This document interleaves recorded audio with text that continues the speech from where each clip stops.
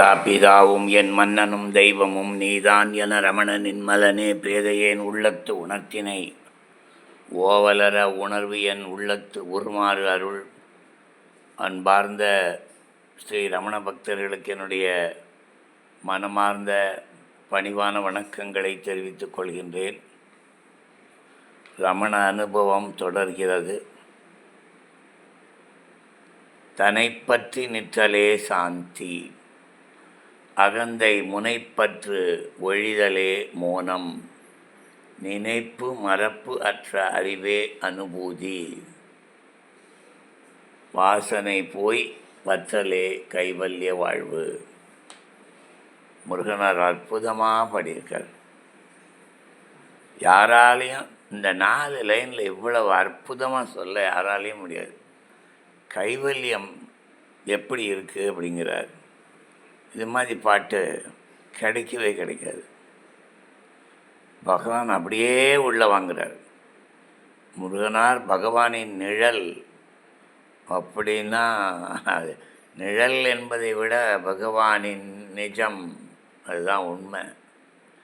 சாந்தி எப்படி வரும்னா, வெளி உலகத்தை பார்க்காதே, என்ன ஆனாலும் யோசிக்காதே. டெல்லியில் நிலநடுக்கம், திருச்சியில் நிலநடுக்கம் வரப்போகிறது. டெல்லியில் வந்திருக்கு, திருச்சியிலையும் வரப்போகிறதுங்கிறான். அளவுக்கு மீறிய வீடு கட்டி இப்படி ஆறுதுங்கிறது தெரியுது. ஆனால் மெட்ராஸ்லேருந்து இங்கே வந்து வீடு கட்டிகிட்டே இருக்கான். 1000 ரூபா சதுரடி இருந்த இடம் இப்போ 4000 ரூபா பண்ணியிருக்கான். அவங்கெல்லாம் வந்து இப்போ அதுவும் தாண்டி 6000மோ 7000மோ போகுது. ஆசைக்கு அளவில்லை. நம்ம வீடு ஒரு சிங்கிள் பெட்ரூம் சின்ன வீடு, ஒரு 500-600 சதுரடி இருக்கலாம், இல்லை 700 இருக்கலாம் மேக்ஸிமம். 600 இருக்குன்னு நினைக்கிறேன். இந்த வீடு வந்து என் தம்பி இப்போதைக்கு நீ இருந்துக்கோன்னு சொல்லி கொடுத்துருக்கான். நல்லா இருக்கணும் அவனோட மனசுக்கு. ஆனால் இங்கே என்னன்னு கேட்டிங்கன்னா, இப்போது இந்த சிங்கிள் பெட்ரூம் ஸ்ரீரங்கத்தில் 5000 ரூபா விலை. சிங்கிள் பெட்ரூம் 5000, அது இன்னும் கொஞ்சம் ஜாஸ்தியாக்க போகிறாங்க போலருக்கு. டபுள் பெட்ரூம் இங்கே வந்து 9000 ரூபா இன்றைக்கி. என்ன இதுதான் நிலவரம். நிலநடுக்கம் ஏற்பட்டே தீரணும், வேறு வழி இல்லை. அதனால் அது பாட்டுக்கு நடக்கிறது, நம்ம ஒன்றும் பண்ண முடியாது. நமக்கு அதில் சம்பந்தம் இல்லை. இருந்தால் இருப்போம், போனால் போவோம், அவ்வளோதான். ஆனால் பகவானோட இருக்கிறத நிறுத்தாதே. பகவான் கிட்ட உட்காந்துருக்கேன் நான். காலங்காத்தால மெசேஜ் போட்டேன். இந்த ஆனந்தம் எங்கேயுமே கிடைக்காது, பழகி பார்த்தா தான் தெரியும். அதுதான் சொன்னார் முருகனார், பழகியார் அறிவார் அவன் அருட்பரிசே. அவன் கொடுக்குற பரிசை பழகி பார்த்தா தெரியுங்கிறார். என்னப்பா ஒரு ஒரு படத்தை பார்த்தா இப்படி ஒரு ஆனந்தமாக. கோயிலெல்லாம் பார்த்தா பெருமாளுக்கு நகை போட்டிருப்பான், அலங்காரம் பண்ணியிருப்பான், மணி அடிப்பான். இங்கே ஒன்றுமே கிடையாது. வேறு ஒரு படம், இந்த படம் இருக்குது பாருங்கள். இதுக்கிட்ட ஒரு சேரை போட்டுட்டு சரியான என்ன சொல்கிறது, போஸ்டில், அதுக்கு என்ன சொல்கிறது தமிழில், சரியான ஒரு கோணத்தில் உட்காந்தா அது பாட்டுக்கு பகவானோடையே இருக்கலாம். எல்லாம் பார்த்துப்பான். நீ கூட பண்ண வேணாம், சமையல்லாம் கூட பண்ண வேணாம், வந்து உட்காரு, சமையல் பண்ண வேண்டிய அவசியம் கூட இல்லைன்னு சொன்னேன். எதுக்கு சொல்ல வரேன்னா, தன்னை பற்றி நிற்றலே சாந்தி. தன்னை பற்றி நிற்றல்னா நம்மளுடைய கஷ்ட நட்டங்கள் அதெல்லாம் இல்லை. பகவானை பார்க்கறது. அவன்தான் தான் என்று இருக்கின்றவன் ரமணன். அவனை பற்றி இரு. தன்னை பற்றி நிற்றலே சாந்தி, அகந்தை முனைப்பற்று ஒழிதலே மோனம். ஐயோ நம்ம என்ன ஆகும், நம்ம குழந்தை குட்டிகள்லாம் என்ன ஆகும், அவள்லாம் என்ன அவளுக்கு அதெல்லாம் விடுடாங்கிறோம். எல்லாம் திட்டம் போட்டு நடந்தது, அது பாட்டுக்கு நடந்துட்டுருக்கு. நீ யோசிக்காதே. அகந்தை முனைப்பற்று ஒழிதலே மோனம். எந்த விதமான எண்ணங்களும் இல்லாமல் இருக்கிறது மோனம். அடுத்து அனுபூதினா என்னடான்னு கேட்டான்.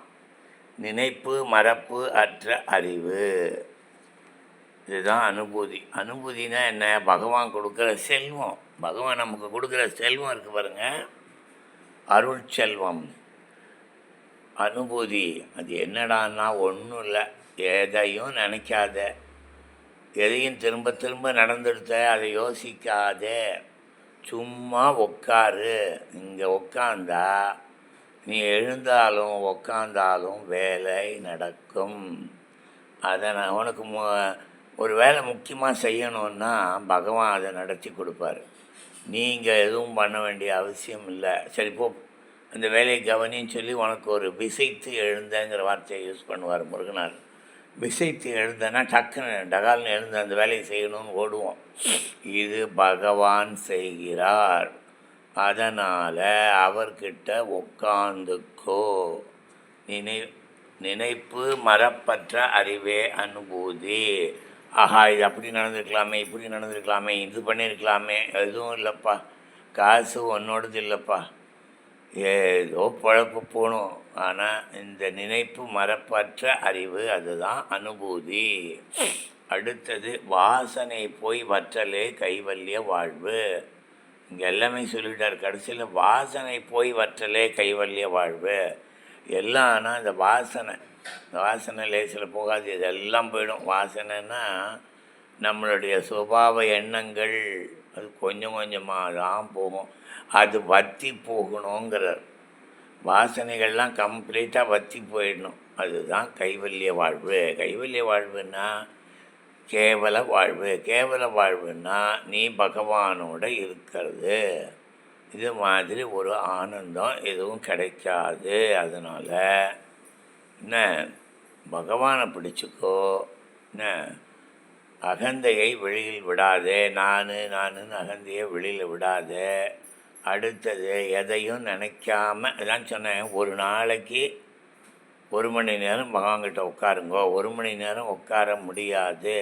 நான் பயங்கர ரமண பக்தர்களை சொல்லலை, ஏன்னா என்னை மாதிரி சாதாரண ரமண பக்தர்களுக்காகத்தான் இதெல்லாம் சொல்லின்னு இருக்கேன்.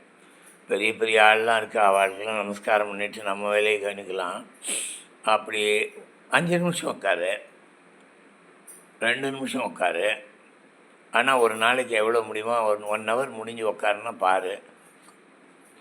அதுதான் நினைப்பு மறப்பற்ற அறிவு. இங்கே உட்காந்தாலே ஆனந்தமாக இருக்கும்.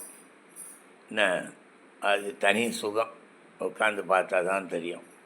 ஓம் நமோ பகவதே ஸ்ரீரமணாய.